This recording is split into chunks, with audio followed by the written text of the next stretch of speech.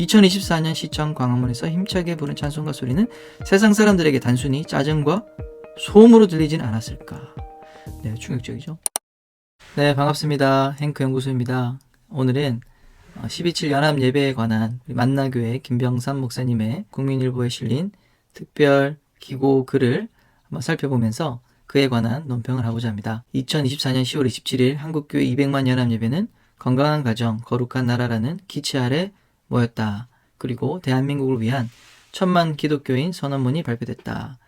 우리 기독교가 지켜야 할 본질적 가치가 천명됐고 지금 이 시대가 안고 있는 문제들에 대해서도 적절하게 방향을 제시했다는 생각이 든다. 자, 이렇게 소두는 긍정적인 이제 목적이 긍정적이다라는 말로 시작했지만 하고자 하는 말은 이제 뒤에 나옵니다. 복음을 알지 못하는 사람들에게는 복음이 무엇이냐보다는 복음을 전하는 사람들이 어떠하냐가 더 중요하다는 것이다. 아이러니컬하게도 목회 현장에서는 복음을 전하는 교회가 복음의 장애가 돼가고 있는 것이 아니냐는 의구심이 든다는 것이다. 200만 크리스천이 모여 함께 예배하고 기도하며 천명한 기독교의 가치는 너무나 분명하다. 문제는 그것을 전하는 방식으로 인해 교회가 세상 사람들에게 어떤 모습으로 비춰지게 됐는지를 생각해보자는 것이다. 그러면서 1974년 여의도에서 열린 엑스플로 74 대회를 언급합니다. 이때도 여의도에 100만이 이렇게 모여서 함께 기도하며 예배하며 우리 복음을 위해서 헌신한 귀한 시간이었는데요. 이 행사에 대해서 이렇게 얘기합니다. 물론 부정적 입장에서 종교적 자유와 종교 편향성에 대한 논란이 있었고 당시 정부가 이 대회를 통해 국민을 통제하려 했다는 비판이 얘기됐다. 네, 참 어려운 말인데요. 그런데 엄청난 인파가 모여서 기독교인들의 이 인파가 모이는 세력을 과시하는 것이라고 평가를 합니다. 그리고 성장지향적인 세태, 그 당시에는 성장지향적 세태의 흐름 속에서 교회 성장에도 상당히 긍정적 기대 효과가 있었던 것 역시 사실이다. 미국의 유명한 빌리 그레이엄 목사가 나섰기 때문에 또한 그랬다. 근데 1974년에는 빌리 그레이엄 목사님이 아니라 빌리 브라이트 목사님인데 1973년 대한민국 민족 복음화 대회, 전도 대회와 좀 착각이 될 수가 있는데요. 그때도 100만이 모였거든요. 어쨌든 네, 이런 부분에서 조금 실수가 아니었나 생각이 듭니다. 자, 10월 27일 한국 교회 연합 예배 행사가 뭐가 닮았다? 엑스플로 74와 많이 닮았다.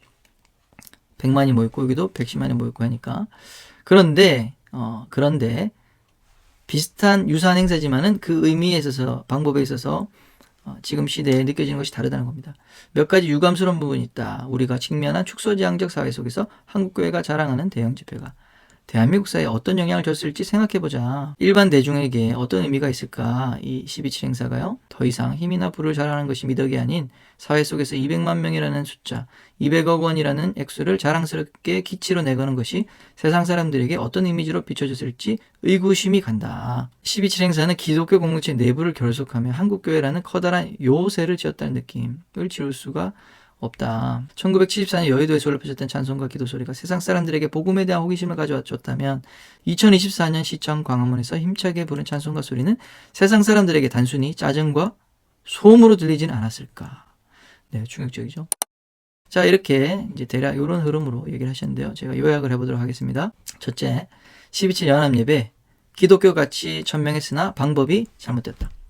두 번째, 엑스플로 74 여의도 100만 집회와 12.7 연합 예배는 유사한 방법이었으나 그때는 맞고 지금은 틀리다. 왜 그렇습니까? 1974년은 성장 지향 시대였다. 산업화, 성장을 추구하는 시대. 그때는 기독교인들의 이 세력 과시가 기독교 성장에 긍정적 효과를 주었다는 것입니다.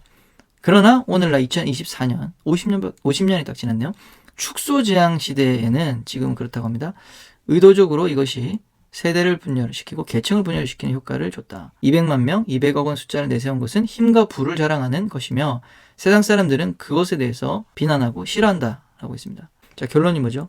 예수 믿는 사람들, 예수 믿지 않는 사람들 관점으로 볼 때 12.7 연합 예배는 자신의 이권을 다투고 주장하는 또 하나의 소음이다. 목적은 좋으나 방법이 잘못됐다. 자, 이렇게 주장을 하셨습니다.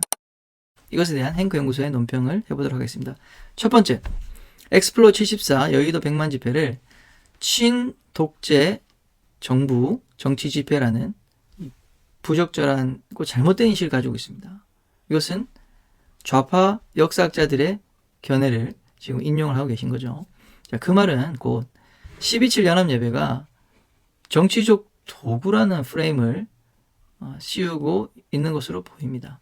12.7 연합예배가 일종의 어떤 정치적 목적에 의해서 이 기독교계를 결속시키고 또 한편으로 이 정부를 어떻게 보면은 독재적 정부를 지지하는 그러한 프레임까지도 갈 수 있다는 것을 암시하는 거죠. 12.7 연합예배가 지금 이러한 정치적 도구로 모였는가? 저는 그렇게 생각하지 않습니다. 그리고 거기 참여한 사람들 중에 그 말에 공감할 사람이 몇 명이나 있을지 모르겠어요. 이것은 교회가 국가를 향해서 우리 정부와 입법부와 사법부를 향해서 하나님의 이 진리, 창조 질서, 하나님의 말씀을 선포한 선지자적 사역이죠. 네, 선지자적 사역이죠. 어떤 정치의 도구로서 우리가 연합예배를 한 것이 아닙니다. 부적절했습니다. 두 번째, 교회 연합을 교회가 함께 연합해서 예배하는 거 있잖아요. 그것을 기독교 집단 이기주의 또 세력 과시라고 해석을 하는 부적절한 내용입니다. 여러분, 정말 우리 김병삼 목사님 말대로 교회가 이기주의적인 집단 이기주의적인 목적으로 모였다면 어떤 이익을 추구했습니까? 목사님 어떤 이권을 추구했습니까? 우리 가정의 질서를 세우고 남녀 성별의 질서를 바로잡아 달라. 우리 자녀들에게 그런 이상한 성오염의 교육을 하지 말라. 이것이 어떤 이권을 가지고 있는 거죠? 하나님의 영광 아닙니까? 따지자면은 하나님의 나라가 세워지고 확장되는 하나님의 이권을 위한 것이지 우리 교회가 어떤 이익을 추구했다는 것인지 말씀해 주시면 좋겠네요. 그렇게 이 어떤 단순히 많이 모이는 것을 이런 세력과시고 이기주의다라고 한다면 부활절 연합예배, 크리스마스 연합예배 이런 게 다 그런 목적인가요? 아니잖아요. 함께 우리가 모일 수 있는 것인데 그러면 그렇게 따지면 같은 논리로 만나교회는 대형교회가 아닐까요? 그러면은 매주 우리 10,000명의 우리 교인들이 엄청난 대규모로 모여서 세력과시를 하고 있는 것입니까? 우리 수많은 우리 소형교회들의 입장에서는 그렇게 느껴질 것인데요. 최근에 들었는데 이 미디어 사역을 잘하잖아요. 만나교회가. 저는 정말 은혜 받고 있습니다. 근데 그 미디어 사역을 전문적으로 하기 위해서 이 천문학적인 돈을 이 리모델링하고 또 미디어 사역을 위한 시스템 설비에 들어갔다고 들었는데 그런 것들은 그러면 어떻게 생각해야 되죠? 엄청난 이 세력 과시, 미디어 영역의 세력 과시입니까? 그렇게 본다는 것 자체가 제가 같은 논리로 비판하자면은 엄청나게 많은 거 비판할 수 있습니다. 세 번째, 비기독교인을 이해하고 세상을 위해 손해보는 교회가 되자라고 아주 좋은 말 하셨습니다. 그런데 정작 저는 오히려 이런 비판하고 싶어요. 정작 지금 김병삼 목사님께서 세상이 어떻게 되든 무관심하고 개교의 이기주의에 빠져 있는 것은 아닐까요? 지금 세상은 막 고통을 갖고 있고 호소하고 있고 우리 학부모들이 자녀들이 영혼에 정말 신음소리를 내고 있는데 그것에 대해서 전혀 무관심한 거 아닐까요? 한마디 더 하자면 이런 말을 함으로써 나는 저들과 달라. 나는 저렇게 대규모로 모이는 이 정치적 목적의 기독교인들과 다른 나는 고상하고 세상 사람들을 위하고 또 합리적이고 대화가 되는 사람이야 라는 이미지 관리, 본인 이미지 관리에 더 신경 쓰고 있는 것은 아닙니까? 지금 세상은 난리가 나고 있는데 조금만 그 내용들을 아셔도 그렇게 쉽게 말할 수 있을까요? 지금 세상이 고통을 받고 있잖아요. 기독교인만이 아닙니다. 정상적인 생각을 가진 전통적 가치관을 가진 모든 대다수의 보편적인 우리 국민들은 이런 성오염, 혁명적인 사상 이데올로기에 대해서 너무나 큰 고통을 받고 있습니다. 이것에 대해서 우리가 무관심하다면 빛과 소금 역할을 감당하지 못한다면 이 세상은 더욱더 고통과 죄악 가운데로 들어갈 수밖에 없는 것이죠. 네 번째, 사람들을 사랑하는 마음을 갖자고 말씀하셨어요. 그런데 같은 믿음의 형제자매들의 눈물과 간절한 헌신, 여러분 그 100만, 정말 우리 온라인까지 정말 200만, 300만이 얼마나 간절하게 그 자리에 나아갔습니까? 또 그 행사를 준비하기 위해서 우리 형제 자매들이잖아요. 우리 동역자들이잖아요. 얼마나 수고했습니까? 우리 그것에 대해서는 너무 평가절하하고 폄훼하는 것이 아닌가. 그들은 같은 형제가 아닙니까? 그들은 우리가 사랑받아야 되고 공감해줘야 되고 이해해줘야 될 사람들이 아닌가요? 이 현장에 100만이 넘는 사람이 나왔다는 것은 지금 가지 않은 사람 포함해서 우리 기독교 인구의 거의 대부분이 이제 엄청나게 많은 사람이 이 문제에 공감을 하고 있다는 것인데 지금 김병선 목사님께서 공감을 못하고 계신 것 같아요. 지금 성혁명이라는 것, 글로벌, 이 전 세계적인 현상이고 또 안티기독교 프로젝트잖아요. 반기독교적 일입니다. 그래서 이 일로 인해서 우리 서구교회 형제 자매들이 이 신앙이 초토화되고 결혼, 성별 이런 문제에 대해서 지금 죄를 강요받고 있는 그런 상황 가운데 있는 것을 알지 못하십니까?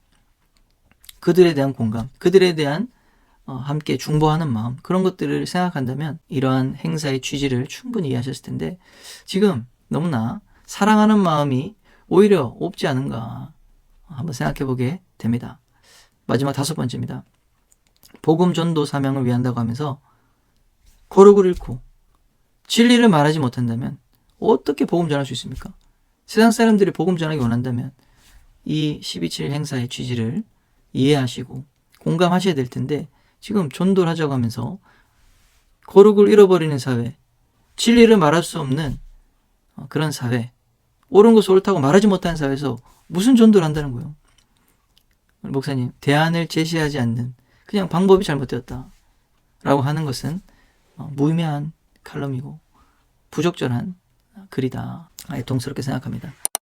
페이스북을 보다가 젊은 목사님께서 좋은 글을 쓰셔서 소개하고 싶습니다. 이 폴 틸리 세계적 신학자이자 철학자입니다. 그는 세상과 소통하기 원했고 지성인들이 복음을 이해할 수 있게끔 철학적 용어로 기독교를 풀어냈습니다. 그러나 폴 틸리의 신학을 통해 예수 믿고 성령 받았다는 사람과 그 증언이 하나도 없습니다. 이 세상과 소통한다는 것이 꼭 전도된다는 것이 아니라는 것을 꼬집고 있습니다. 훌륭한 글입니다. 세상과 소통하기에 힘쓰면 처음에는 칭찬을 받으실지 모르지만 그러나 세상을 바꿀 수 없고 복음을 증거하는 것은 항상 불편한 사람들이 나온다는 거죠. 진리를 외치면 그것에 대한 불편한 사람들이 나옵니다. 그렇기 때문에 그 불편을 만들지 않으려고 한다. 결국 전도가 될 수 없고 진리를 증거할 수 없는 그러한 모순에 빠질 수밖에 없다는 것. 그 대표적인 사람이 아주 최고의 신학자로 평가받는 폴 틸리를 예를 들어서 잘 설명해 준 글입니다.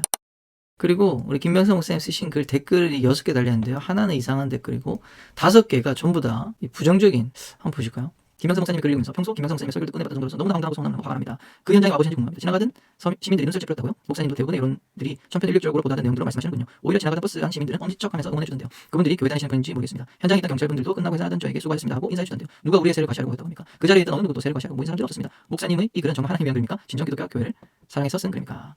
12.7 두 번째 사람입니다. 12.7의 간절한 교회적 강구를 집단 이기주의나 세과시로밖에 못 보는 김병선 목사님 아니라고 해보는 시각에 서운함을 넘어 분노를 느낍니다. 김병선 토끼장의 파크. 김병선 목사는 정말 이 시대의 절박함을 모르는 것 같다. 한가하게 테이블에 앉아서 어정쩡하게 12.7을 비판할 게 아니다. 나왔으면 이런 얘기 못했을 것이다. 정신 차리세요, 목사님. 정말 저런 목사님들 때문에 교회가 여기까지 하겠습니다.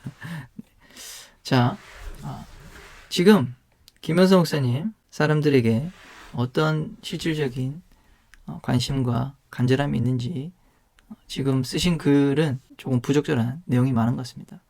우리 목사님께서 참 평소에 훌륭한 목회를 하고 계신데 많은 우리 수백만의 성도들에게 비하하고 그들의 이 진정성을 폄훼시키는 이런 칼럼을 쓰셨다는 거 좀 안타깝게 생각합니다. 오늘 영상은 여기까지 하겠습니다. 감사합니다.